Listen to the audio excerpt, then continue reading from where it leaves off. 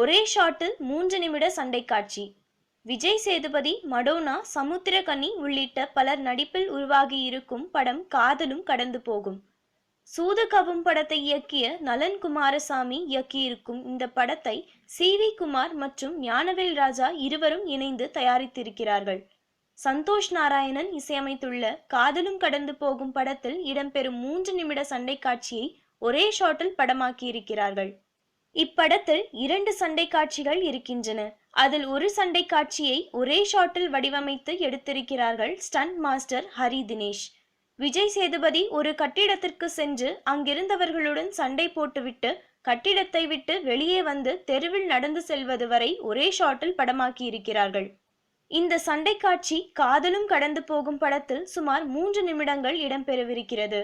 இக்காட்சியை படமாக்கிய போது 2 டேக்குகள் சொதப்பியுள்ளனர். பின்னர் 3வது டேக்கில் தான் ஓகே ஆகியிருக்கிறது. ஒரே ஷாட்டில் எடுக்கப்பட்ட இந்த சண்டை காட்சி காதலும் கடந்து போகும் படத்துக்கு மிகப்பெரிய பிளஸ் ஆக இருக்கும் என்கிறார் தயாரிப்பாளர்.